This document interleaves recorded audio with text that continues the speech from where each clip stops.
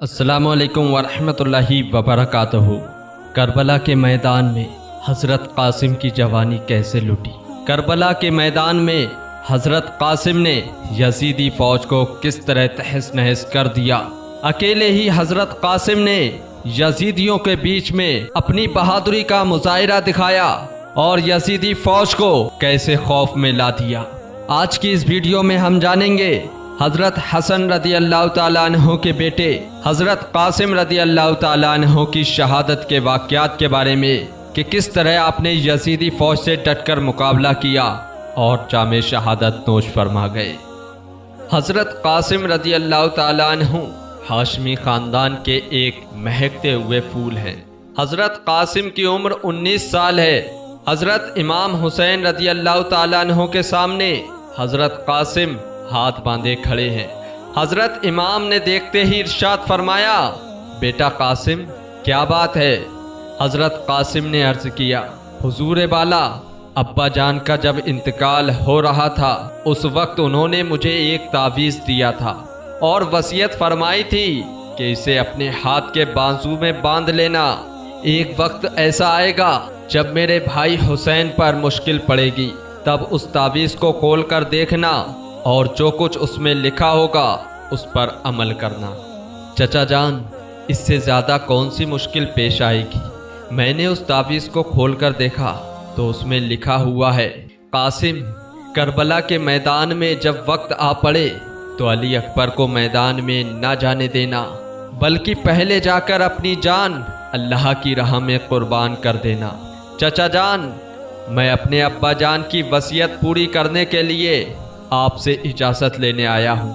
हज़रत इमाम हुसैन की आंखों में आंसू भर आए और फरमाया, बेटा कासिम, तुम्हें देखकर मैं अपने भाईजान की याद ताज़ा कर लेता था। तुम ही बताओ कि तुम्हें किस दिल से मैदान में जाने की इजाज़त दे दूँ। हज़रत कासिम ने अर्ज़ किया, चचा जान, अगर आप इजाज़त नहीं देंगे और हज़रत अली अकबर शहीद हो गए तो कल क़यामत के दिन मैं अपने अब्बा जान को क्या जवाब दूंगा।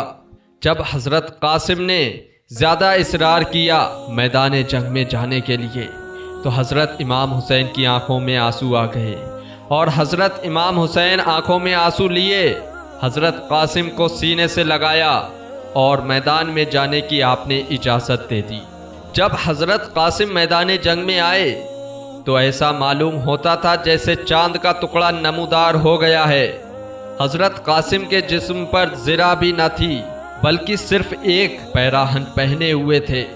शौक़े शहादत के जोश में आ गए और यजीदियों की तरफ मुखातिब करके फरमाया, ए दीन के दुश्मनों, मैं कासिम बिन हसन बिन अली हूँ। मैं ख़ानदान रिसालत का चश्मे चिराग हूँ। जिसे मेरे मुकाबले में भेजना हो भेज दो। अमरू बिन साद ने जब ये बात सुनी तो अमरू बिन साद ने मुल्क शाम के एक नामी ग्रामी पहलवान जिसका नाम अरज़क था उससे कहा, तुम उसके मुकाबले में जाओ। अरज़क ने कहा, उस बच्चे के मुकाबले में जाना मेरी तौहीन है। मैं हरगिज़ उसके मुकाबले में नहीं जाऊंगा। इब्ने साद ने कहा, उसे बच्चा ना समझो, ये हसन का बेटा और फातेह खैबर का पोता है। 3 दिन का भूखा प्यासा है, मगर उसका मुकाबला आसान नहीं होगा। अरज़क ने इब्ने साद से कहा, कुछ भी हो जाए मैं तो उसके मुकाबले में नहीं जाऊंगा, वरना मेरी तौहीन हो जाएगी। लेकिन हाँ, अपने 4 बेटों में से बड़े बेटे को भेज देता हूँ। मेरा बड़ा बेटा भी मैदान में जाएगा और 1 मिनट में उस बच्चे का सर काट कर ले आएगा। अरज़क ने अपने बड़े बेटे को हज़रत कासिम के मुकाबले में मैदान में भेज दिया। जैसे ही अरज़क का बड़ा बेटा हज़रत कासिम के मुकाबले में मैदान में आया, हज़रत कासिम और अरज़क के बड़े बेटे के बीच मुकाबला हो गया और चंद मिनटों में ही हज़रत कासिम ने अरज़क के बड़े बेटे को खीरे और मूली की तरह काट कर रख दिया और उसकी तलवार उठा ली। जब अरज़क के दूसरे बेटे ने अपने भाई को खून में तड़पता हुआ देखा तो उसे गुस्सा आ गया और गुस्से ही में वो अपने घोड़े पर बैठा और मैदान में आकर हज़रत कासिम के सामने खड़ा हो गया। हज़रत कासिम रदी अल्लाह ताला अन्हु ने पहले ही वार में उसे भी जहन्नम रसीद कर दिया اب ارزق کے تیسرے بیٹے نے جب اپنے دونوں بھائیوں کو موت کے گھاٹ اترتا دیکھا تو وہ غضبناک ہو کر میدان میں آیا، اور میدان میں آتے ہی گالیاں بکنے لگا۔ حضرت قاسم نے فرمایا، ہم گالیوں کا جواب گالیوں سے نہیں دیتے ہیں، یہ اہل بیت نبوت کے شان کے خلاف ہے، لیکن تجھے بھی تیرے بھائیوں کے پاس جہنم میں پہنچا دیتا ہوں۔ یہ کہہ کر حضرت قاسم نے اس پر ایک ایسا حملہ کیا کہ اس کے 2 ٹکڑے ہو گئے۔ اس کے بعد ارزق کا چوتھا بیٹا سامنے آیا تو حضرت قاسم نے اس کے کندھے پر ایک ایسا وار کیا جس سے وہ منہ کے بل زمین پر گر گیا۔ پھر دوسرا بار اس کے سر پر ایسا مارا، اس کا سر جسم سے جدا ہو گیا۔ جب ہاشمی شیر نے ارزق کے چاروں بیٹوں کو جہنم رسید کر دیا تو ارزق کا سارا غرور خاک میں مل گیا اور غصے میں وہ کانپنے لگا۔ جن کے مقابلے میں جانا وہ اپنی توہین سمجھتا تھا، اب انہی سے لڑنے پر مجبور ہو گیا۔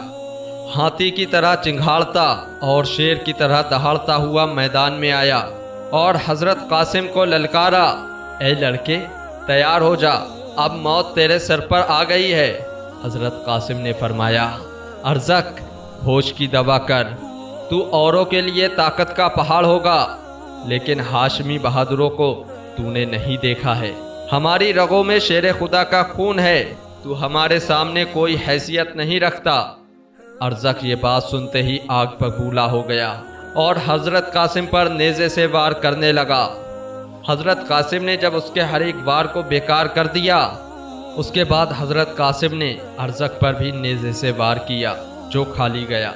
پھر دونوں طرف سے تلواریں چلنے لگی۔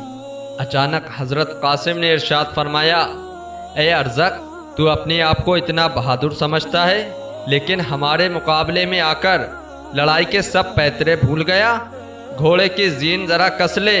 حضرت قاسم نے جب اس سے یہ بات کہی، ارزق جیسے ہی اپنے گھوڑے کے زین کسنے کے لیے نیچے جھکا، حضرت قاسم نے تلوار کا ایک ایسا وار کیا جس سے ارزق کے 2 ٹکڑے ہو کر زمین پر گر گئے۔ حضرت قاسم رضی اللہ تعالیٰ عنہ ارزق کے گھوڑے پر سوار ہو گئے اور خیمے کی طرف آ کر حضرت امام حسین کی خدمت میں عرض کیا، اے چچا جان، پیاس پیاس، چچا جان اگر پانی کا ایک پیالہ مل جائے تو میں ابھی ان سب کو موت کے گھاٹ اتار دوں۔